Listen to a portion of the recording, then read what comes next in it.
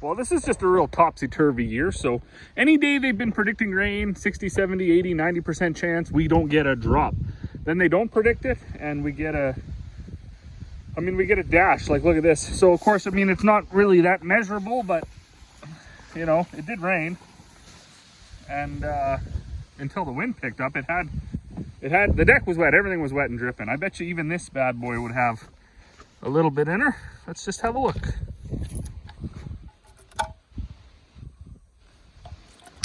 Yeah, not much, but anyways, there was some. So it was enough to get excited about, I'm gonna say that.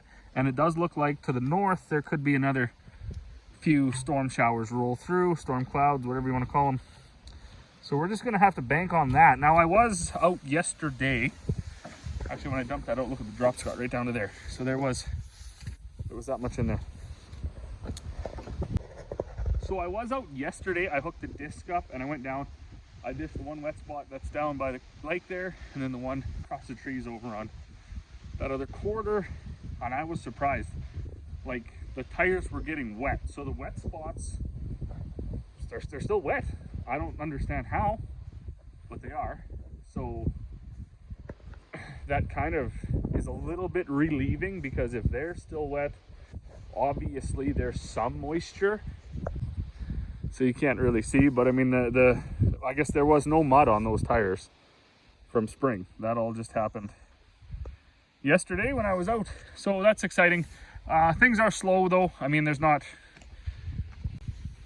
enough moisture that the crop is doing very well. It's just sort of sitting there in purgatory, I guess, just waiting to decide what it's going to do. If it's going to just finish off, try to go to seed at 6 inches tall, or if it's going to just die, or if it's actually going to gain legs and grow some more height.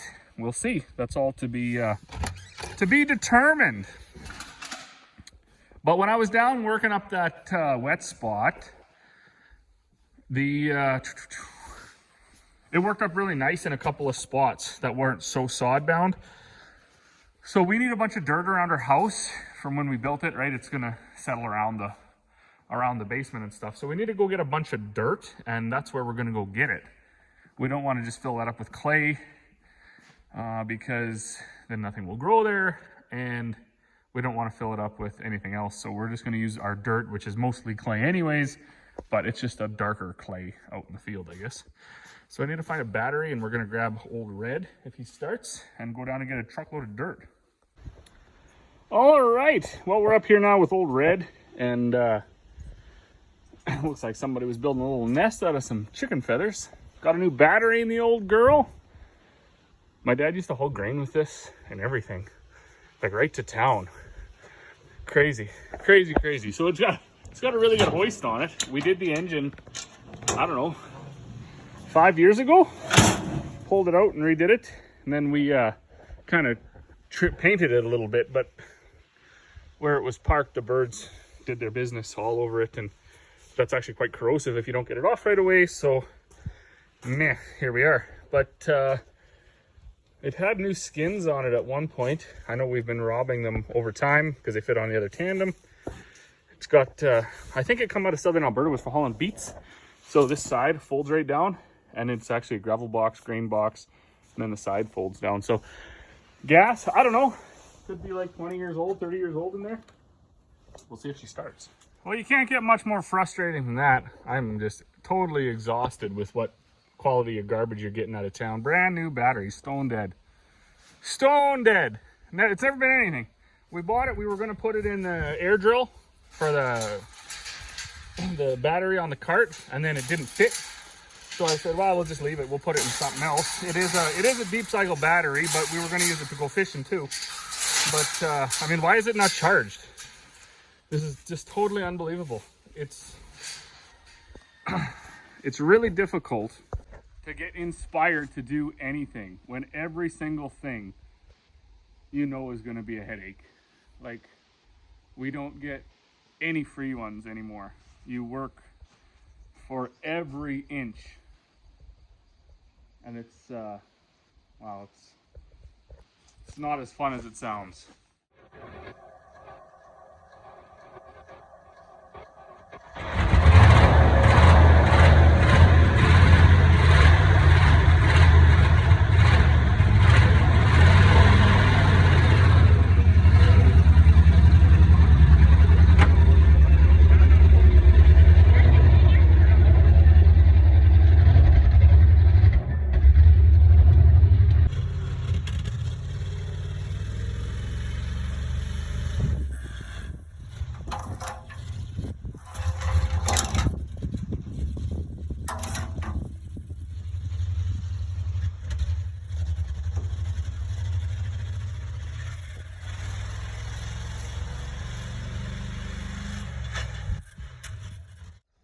Well, good morning. June 2nd, I believe. It's a Monday, start of the week.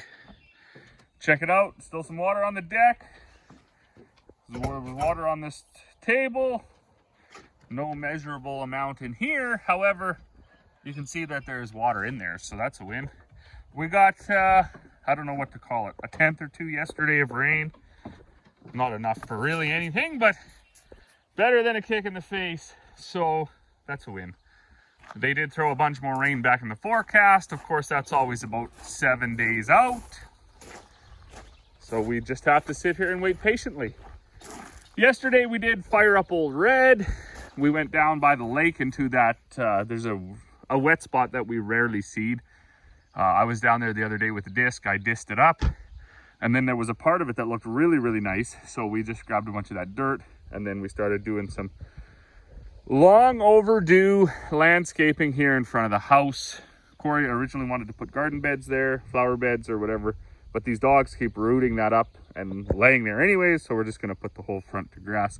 We've been walking on planks over there basically since we moved into the house. So much overdue, that is. We are also going to, you can see around the house, it's sloughing in a little bit. So we're gonna bring dirt, shovel it all around the house here, and then continue going around that side, make up all those low spots. And then, yeah, we'll be spreading some around here where there was no topsoil. Getting these rocks out of here. Just a little bit of stuff like that we got to do. But first things first, I need to get this rock off of here before it goes through the window off the lawnmower. I need to make some chicken feed up. Oh, so hit that dog. Need to make some chicken feed up. I was trying to stimulate the rain here the last few weeks, or last few days, sorry. Doing all sorts of dumb things. Leaving my jacket out here like this. Is it wet? Yeah, not really. Just throw that right on. Also, we've been leaving the bags untied that we make. So everything is vulnerable. We left the supplement out, not covered. If we do that, leave all the bin lids open, then it rains. If you have yourself prepared for the rain, it doesn't rain. And yesterday, with no rain in the forecast, bang, we got our 1/10 and a half or whatever. Now, oddly enough, and bear with me on this, I was out in our canola a mile to the east, and there is still a lot of moisture. I wish I would have seeded that canola at 1.5 inches. It would have all been up by now. It's up patchy right now, but when I dug down, there was still moisture there, and I was just like, poof. Couldn't believe it. The oats, and I don't know what it is about this year, if I'm trying to be optimistic or what it is, but every day I look out at the oats, they get greener, and every day I look out at the wheat, as terrible as that wheat looks, it gets greener every day. So it's still growing. I'm very excited about that.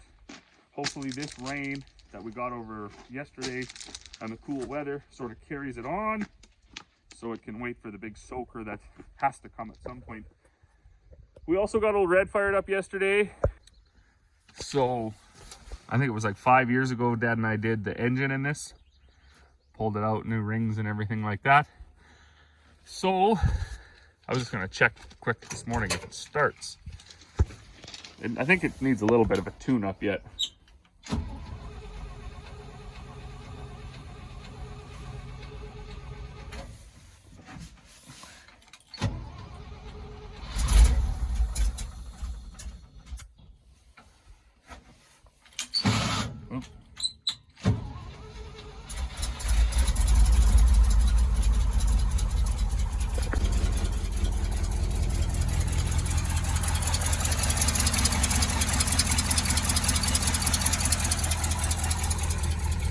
I would say not too bad.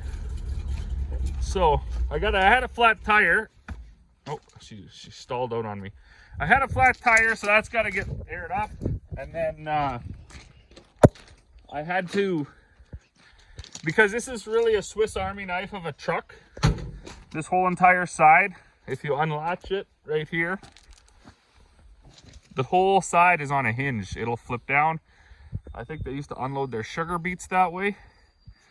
Then of course the back here, if you take these bolts out, leave it latched, it turns into like a gravel truck, so the whole back opens up. Or if you have everything bolted up, got that chain cut in there. If you have everything bolted up, boom, it's a grain box. So it's literally does everything. Got some decent skins right here too, look at that. We've been robbing them as we go for our other tandem. This also is a true tandem, this truck. That's not a tag axle. That is a true drive axle. I was trying to find the lenses for these, but good luck with that. So anyways, let's make up our bags. Only got about 6 of them to make. And then we will get into doing things that are maybe not agricultural farm related, but need to be done around the house. Also, our chemical should be showing up today. I'm not sure why we even ordered that. Don't know if we decided not to spray until it rains. Just nothing's coming. Well, check it out.